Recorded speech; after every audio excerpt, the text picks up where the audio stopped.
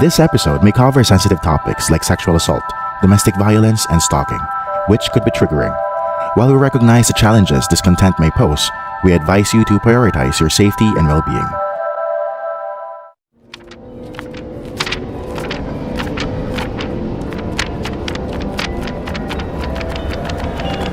The Book of Bad Ideas. May mga kwento na hindi mo maririnig sa media.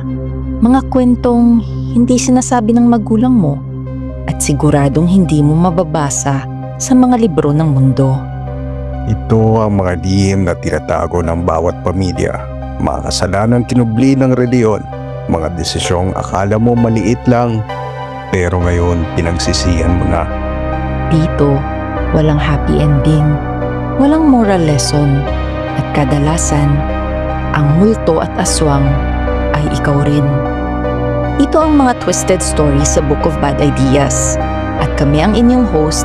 Ako si Nix. At ako si Steve. Don't forget to follow us and subscribe. At humanda na kayo sa ating storyang hindi mo dapat pakinggan mag-isa. What if inaaswang kayo ng isang itim na aswang? Kanino ka hihingi ng tulong? Ito ang sulat sa atin ngayong gabi ni Chris. Sulat niya, "Magandang gabi po, Book of Bad Ideas. Ako si Christian Andre Micolob, Grade 7, taga General Santos City, Purok 7. Kwento ko lang po ang storya dito sa purok namin, sa Purok 7. Medyo malayo kami sa bayan at liblib dito. Gayunpaman, malakas naman ang signal ng cellphone, kaya nakakapag-internet pa rin kami. Masayahin ang mga tao dito pero biglang nagbago ito nung nakarang Pebrero 2024. Madaling araw noon at galing sa ilog si Manang Clarita para mag-igib. Sugatan ito at dali-daling pumunta sa barangay hall. Nakita naman siya ng tanod na si Mang Samuel. "Tulong! Tulong! Clarita! Paano ka? Inatake ako ng itim na aswang. Wala ba dyan si Nurse Jenny?" Wala pa! Mag-alas 6 pa lang eh. Di pa bukas ang health center. Pero huwag kang mag-alala. Pupuntahan ko ang bahay niya. Sigurado ka bang aswang ang may gawa niyan? Ginagawa mo ba ako sinungaling, Samuel? Kita mo ba yung sugat ko sa hita? Gawa ba yan ng isang hayop? Nagtatanong lang naman. Baka kasi nasobrahan ka sa kakapanood ng horror. Hayop ka talaga, Samuel. Naamay ko ang alak sa hininga mo. Umalis ka na dito at tawagin mo si Nurse Jenny. Oo nga pala. Teka. Umupo ka muna dyan. Aalis na ako.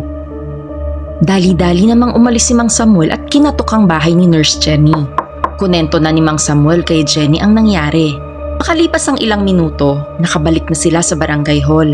Nawalan na ng malay si Manang Clarita. Naku po, Jenny! Patay na ata si Clarita! Ano ka ba, Mang Samuel? Baka nawalan lang siya ng malay dahil maraming dugo ang nawala sa kanya. Buksan mo ang health center at kunin mo ang first aid kit ko. Sige. Antayin mo ako. Babalik ako. Kinuha ni Mang Samuel ang first aid kit at ginamot ni Nurse Jenny si Manang Clarita.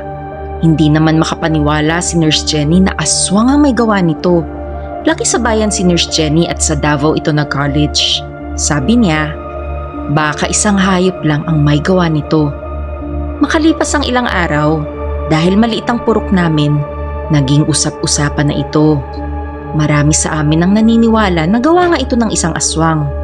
Pero may iilan rin naman na hindi naniniwala. Pero sa akin naman, kahit ano pa yan, dapat mag-ingat kami. Mas mabuti nang mag-ingat pa rin, naniniwala ka man o hindi. Ang barangay captain namin na si Kapitan Carlito Micolob ay nabahala naman sa pangyayaring ito. Oo, tatay ko siya. Gusto kasi ni tatay na tahimik ang lugar namin. Sabi nito, mas mabuti raw na kumonsulta kami kay Lolo Ambo, ang albularyo sa purok namin. Medyo malayo nga lang ang bahay nito, sa may bundok kasi ito nakatira. Sabi ko kay tatay, sasamahan ko siya. Kaya sa sumunod na araw, pinuntahan na namin ang kubo ni Lolo Ambo. Para sa akin, hindi naman ito malayo. Pagkatapos mong tawirin ng ilog at konting lakad pa, nasa kubo ka na ni Lolo Ambo. Pero siguro bata pa kasi ako. Ang matatanda sa amin ay hindi na ganun kalakas ang tuhod. Pagkarating namin sa kubo, naging alerto si tatay. Sabi nito, huwag muna akong tumuloy. May nakita siyang bakas ng dugo at laman sa paligid ng kubo. Binunot naman niya ang paltik niya at nagmasid. Pero nabasag ang katahimikan nang marinig namin ang sigaw ni Lolo Ambo. Carlita! Ikaw ba yan? Tulungan mo ako!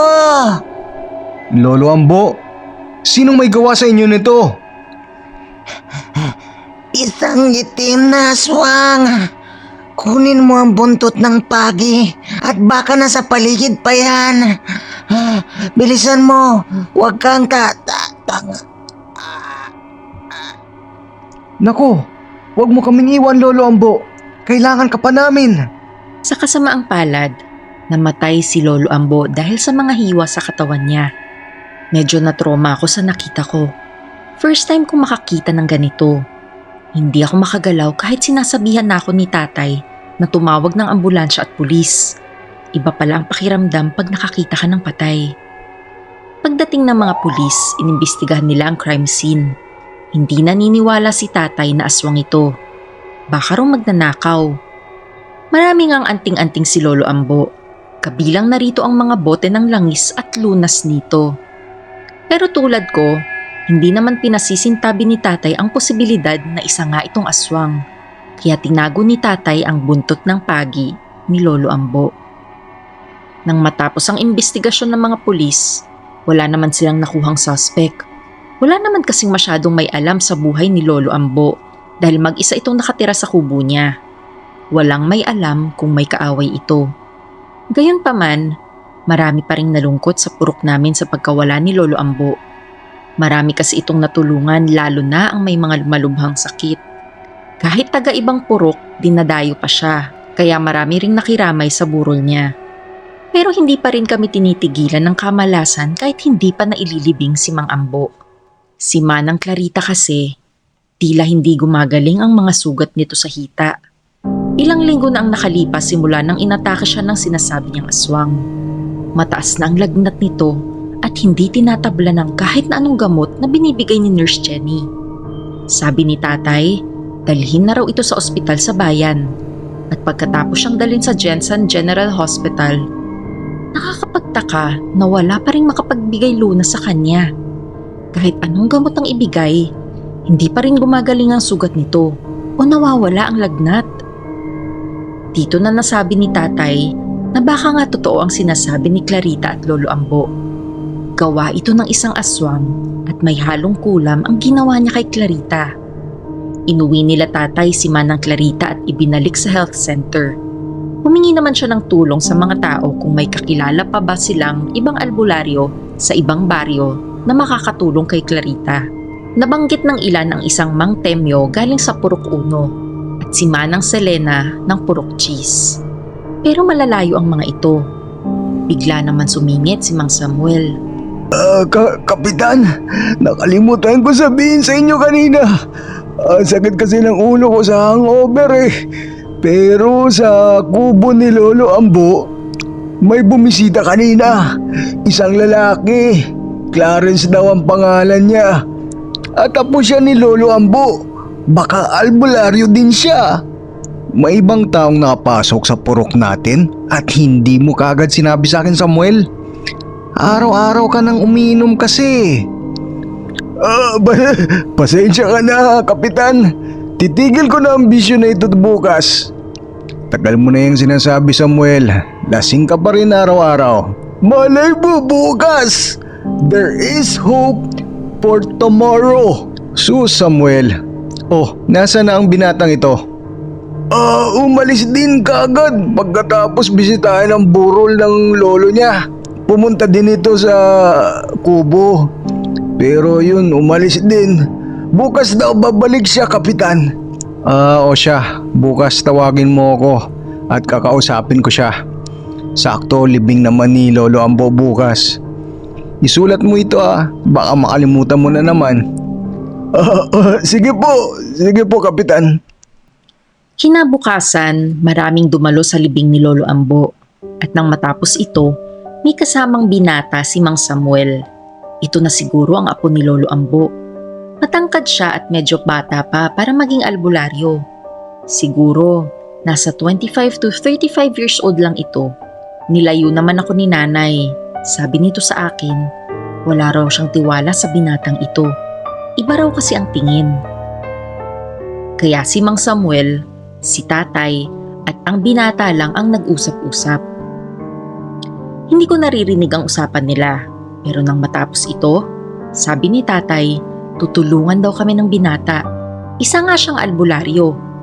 Titira ito sa kubo ni Mang Ambo. Ang pangalan ng binata ay Clarence. Taga Cebu daw ito. Willing naman daw itong dito na muna tumira habang tinutulungan ng purok namin. Pinuntahan naman kagad ni Clarence ang bahay ni Manang Clarita. Tiningnan niya ang sugat nito at nag-orasyon. Matapos ang isang oras, kinumpirma nito na isang ang kulam ito ng aswang. Kaya hindi gumagaling si Manang Clarita. Pinainom niya ito ng isang bote ng lunas na galing sa bag niya. At makalipas ang ilang araw, napansin naming gumagaling na nga ang sugat ni Manang Clarita. At gumaganda na rin ang pakiramdam nito. Nakakausap na siya. Natuwa naman ang buong purok namin sa pangyayaring ito. Kaya nagsagawa kami ng munting piyesta para sa paggaling ni Manang Clarita at para na rin i-welcome ang bagong albularyo namin na si Clarence. Naghanda kami ng litsong baboy at litsong manok. Nagpansit din si Manang Clarita. Ang dami ko ang nakain ng araw na iyon. Tila natapos na rin ang pangaaswang sa amin at natahimik na rin ang purok namin. Pero pagsapit ng Abril 2024, naggulat ang lahat nang makitang wala ng buhay si Manang Clarita sa bahay nila. Sabi ni tatay, parang kinain daw ito ng isang hayop. Kinain ang laman nito pati na ang lamang loob at halos naubos ang dugo nito sa katawan. Dito na nakumpirma ng lahat na isang aswang nga ito. Ang itim na aswang na sinasabi ni Manang Clarita dati pa. Inimbestigahan din ito ng pulis pero wala rin silang makuhang suspect. Sabi naman nila na may patrol silang ipapadala gabi-gabi para makampante ang mga tao sa purok namin. Tiningnan ni Clarence ang bangkay ni Manang Clarita at sabi nito, binalikan siya ng itim na aswang at tiyak, babalik pa ito. Natakot ang lahat sa sinabi niya. Pero sabi ni Clarence, may kontra-aswang daw siya. Meron siyang ipapainom na lunas sa amin araw-araw at hindi daw kami maaamoy nito. Umayag naman ng lahat na inumin ito para sa kaligtasan namin. Pero sabi ni tatay, hindi daw ito sapat. Dapat lumaban pa rin kami. Tinanong niya si Clarence kung kaya niya bang gumawa ng patibong para sa aswang. Nag-volunteer naman si Mang Samuel na siya ang gagawing patibong. Sabi naman ni Clarence, kaya niyang gawa ng orasyon para si Mang Samuel lang daw ang maamoy ng aswang. Pagsapit ng May 1, 2024, gabi yon at ginawa na ni Clarence ang patibong para sa aswang. Handa naman si tatay at ang iba pang mga lalaki sa purok namin. Meron silang dalang bawang, bote ng langis at buntot ng pagi. Nagtago sila sa labas ng bahay ni Mang Samuel. Sabi ni Clarence, tiyak daw, susugod ang aswang sa gabing iyon. Kaya buong gabi nag-antay sila tatay. At pagsapit ng alauna ng umaga, may nakita silang itim na lalaki sa may mga puno. Tiyak silang ito na ang aswang. Agad nilang sinugod ito. Pinaputukan din nila ito ng paltek dahil takot ang aswang sa baril at pulbura. Nakipaglaban sila sa aswang na ito at nang matapos ang labanan, umuwing sugutan si tatay. Siya lang daw ang nabuhay at lahat ng kasama niya ay namatay kasama na si Mang Samuel. Dali-dali naming dinala si tatay kay Mang Clarence para gamutin ang sugat nito. Habang ginagamot ni Clarence si tatay, kunento niya ang nangyari. Aray, dahan-dahan lang Clarence.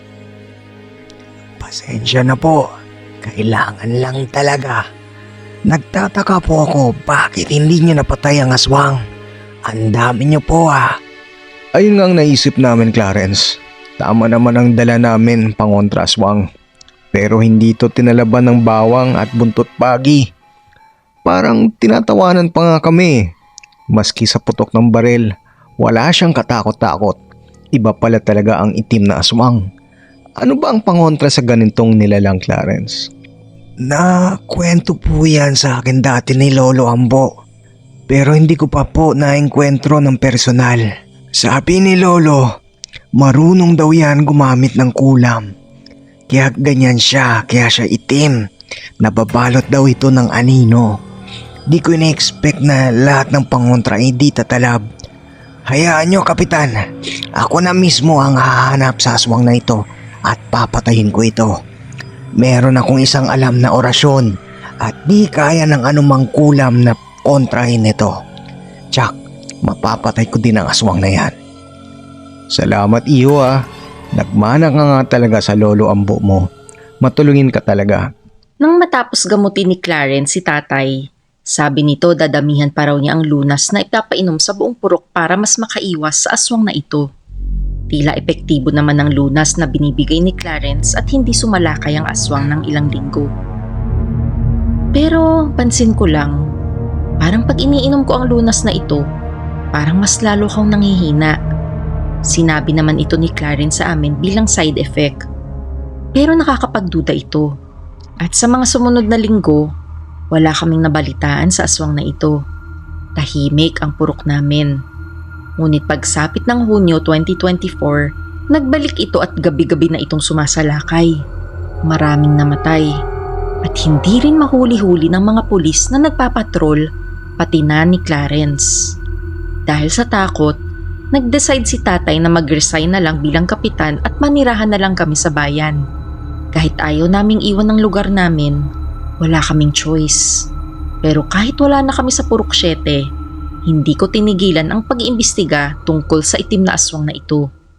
Halos 2 linggo ko itong inimbestigahan. Malaking tulong ang internet sa pagkalap ko ng impormasyon. Nakita ko sa Facebook ang mukha ni Clarence. Dati pala itong albularyo ng Purok 9. At sabi ng mga kakilala ko sa Purok 9, parehas na parehas ang nangyari sa purok nila. Namatayan sila ng albularyo na si Manang Estancia at ganon din ang pakilala ni Clarence sa kanila. Naapo raw siya nito. Pinapainom din daw sila ng isang lunas na kalaunan ay nagpahina sa kanila. Nangako din daw itong papatayin ng itim na aswang pero hindi naman daw ito makita-kita ni Clarence. Ang hinala nila, si Clarence at ang aswang ay iisa. Tuwing aaswangin daw sila kasi wala si Clarence. At nagsimula naman daw ang lahat nang dumating ang taong ito sa purok nila. Napaisip ako, baka nga totoo ang sinasabi nila. Sinabi ko ito kay tatay at nanay. Nagalit si tatay at pumunta sa simbahan para humingi ng tulong.